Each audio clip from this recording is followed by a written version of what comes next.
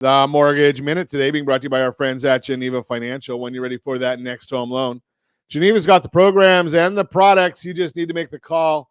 800-306-1990. 800-306-1990 every day at this time.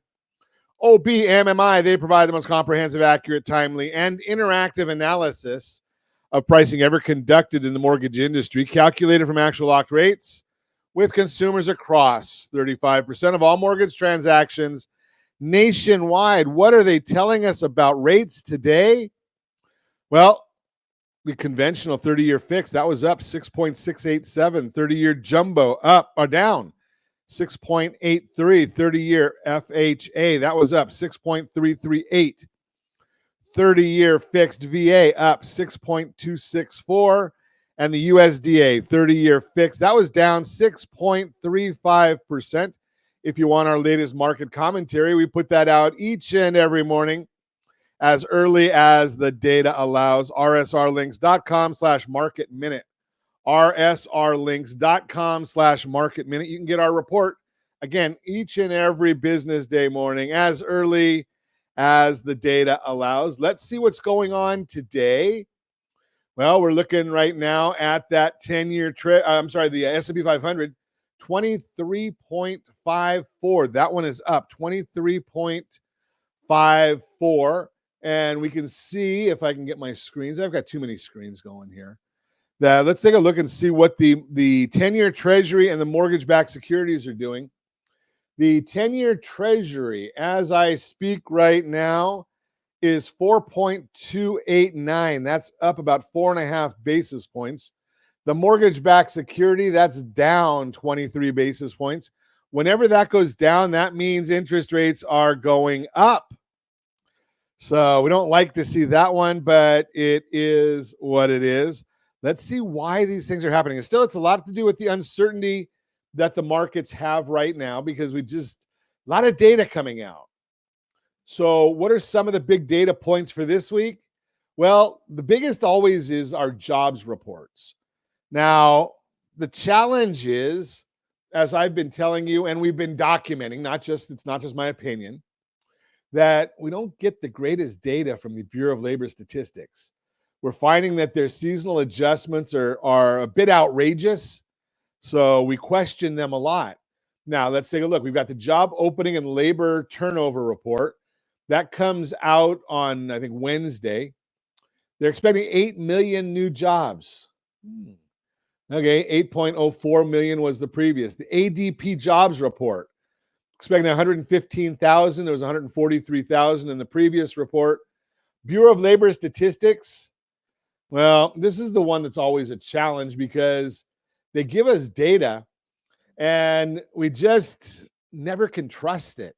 And I got a bad feeling about this. Yeah, I got a bad feeling about it. Why do I say we can't trust it? Well, they put in these massive seasonal adjustments. They put them in there that are questionable at best. You look and see when ADP puts out small business and they write the paychecks for them and they say we've gained just a few jobs or lost jobs. And then the Bureau of Labor Statistics comes out and says we've gained 200,000 jobs. You got to question it. So they say we're going to have 123,000 jobs is the anticipation. Last time we said about the same, but we came out with 254,000. Unemployment rate expected to stay at the same, 4.1%. Now, here's the problem that the Bureau of Labor Statistics has. They put in all these massive seasonal adjustments, but by the time we get to the end of the year, there's no seasonal adjustments left.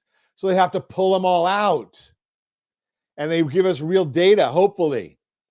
So, but we don't get the year-end data until the first report in January. So they still have 2 more reports that they can give us fabricated data or modeled data. They like to call it modeled.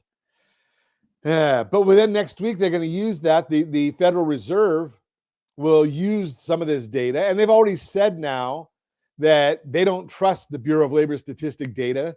So they go and use their own checks within their 12 districts and come out and say, okay, we're going to use our districts and maybe we're not going to pay as much attention for their purposes. for their usage for when they're going to change their Fed funds rate. Now, we're going to also see the personal consumption expenditures. This is the Fed's favorite measure of inflation. That's going to come out this week. I think it comes out on Thursday, I believe. So we're expecting a headline of 0.17. That gets rounded to, because they only say 0.2. The replacement is 0.35. So the previous year over year was 2.24. Estimates are at 2.1. That'll get good headlines. Now, I anticipate that that'll be done legitimately because so much of the media wants to have Vice President Harris win the election. We just know that because if you look at the coverage, that's what they tell us. Core personal consumption expenditures, they take out food and energy.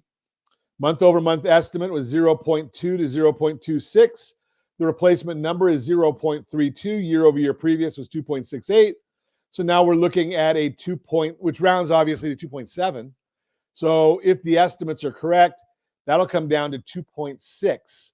So there'll be some benefit there as well. And again, I expect that that'll probably come out on the accurate side because again, the media, for the most part, is really wants whatever they can do for a Harris victory. That's the Mortgage Minute, brought to you by our friends at Geneva Financial. When you're ready for that next home loan, Geneva's got the programs and the products. You just need to make the call.